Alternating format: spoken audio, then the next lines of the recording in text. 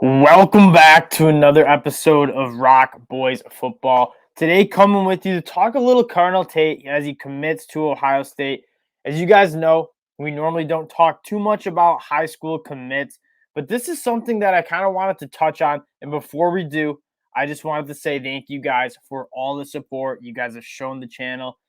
Over 1,000 subscribers on the channel. If you guys do like talking ball, consider subscribing to the channel. If you guys like the content, we appreciate all the support, and it's been a blast just talking college football with all you guys in the comment section. Now, you guys know I'm a Michigan fan, but I just have to talk about not only Carnell Tate as he commits to Ohio State, the player. I mean, I don't watch film of these high school guys, but I do watch their highlights, and it doesn't take you long to realize how special Carnell Tate is. 6'2", 190 pounds. I mean, he stretches the field vertically really well. You can tell the ball skills are there, the body control's there, and he just looks to be another one of these stud wide receivers. But what I want to talk about a little bit more is the how underrated Ryan Day and his job that he's done at Ohio State is. I mean, we've seen a lot of like top 5, top 10 coach rankings where Ryan Day might not even be on the list. Now, what Ryan Day continues to do is not only does he recruit really well, he surrounds himself with assistants who are phenomenal recruiters. I mean, Brian Hartline being the guy I want to talk about today. Not only does Brian Hartline just go out and get the best wide receiver talent at the high school ranks, he develops into phenomenal first-round NFL draft type wide receivers. I mean, Garrett Wilson, Chris Olave, two guys who are top 15 wide receivers. Jamison Williams, low-key an Ohio State product, transferred to Alabama and made it happen. That just shows you how deep that Ohio State wide receiving room is. A guy who's one of the best wide receivers in the country has to transfer out of the program to just get some playing time. And then you look, I mean, we just recorded our wide receiver ranks. Jackson Smith-Njigba. He's a top 15, probably going to be a top 15 pick in 2023. He's my number one wide receiver. He's taking these athletes who are very, very good out of high school and developing them into first-round draft picks at a exceptional clip. Now, Ryan Day, people like to say he hasn't done much with this Ohio State program. He was gifted a Ferrari by Urban Meyer, and he's just continued to drove it, but he hasn't done anything special. What Ryan Day is doing, which is super underrated, is surrounding himself with these assistants like Brian Hartline. Then he goes out and gets Jim Knowles, Larry Johnson on the defensive line. These guys know how to recruit really well. They know how to develop talent. And that is something that we're seeing. Like, we'll see how Dabo Swinney does as he has to replace both his offense and defensive coordinator.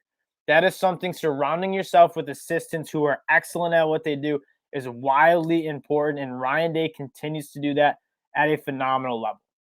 Now, another reason this is massive is in 2024, you have Dylan Royala, who's the number one quarterback in the country committed to Ohio State, the number 2 player in the country in 2024. He's going to come in, maybe start as a true freshman. That's how talented this kid is. And he's going to have someone like Carnell Tate, who's hopefully developed by that second year as a number 1 wide receiver who's going to be very, very good for this Ohio State Buckeyes wide receiver room. And let's just take a look at this depth chart. You guys, we'll cut out in a second, but you guys can get a sense of how deep and how good of a job they've done at recruiting wide receivers and developing them. Jackson, and keep in mind, Garrett Wilson, I don't need to tell you guys this, but Garrett Wilson and Chris Olave had just left. They were both top 15 picks, as well as Jamison Williams. Again, kind of an Ohio State product. Jackson Smith-Njigba probably will be a top 15 pick next year. Julian Fleming right here, he was the number 4 overall recruit in his recruiting class. He was actually ranked higher than Jackson Smith-Njigba. You have Marvin Harrison, who everyone is kind of taken as this breakout player. Emeka Ibuka, who's also a phenomenal talent. That's 4 wide receivers who are absolute studs.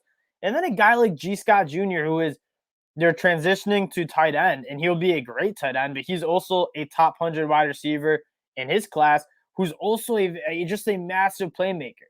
Ryan Day, Brian Hartline, and the Ohio State staff continue to just develop an arms race of weapons in this wide receiving room that whoever is playing quarterback is going to be able to succeed because you have the best wide receivers, you have the best playmakers in the country.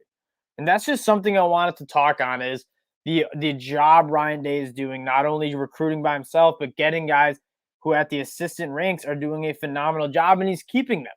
And Brian Hartline, I think he's crazy but I think people are crazy to let him stay as that wide receiver coach with just a proven track record of just pumping guys out at an exceptional clip to the NFL draft. He recruits phenomenally well, and Ryan Day just continues to surround himself with elite assistants that just make this thing happen. That'll do it. Recruiting matters. We appreciate you guys rocking with the Rock Boys as usual. If you do like the content, consider subscribing to the channel, and we'll be back later with some more content. Talk to y'all later. Peace.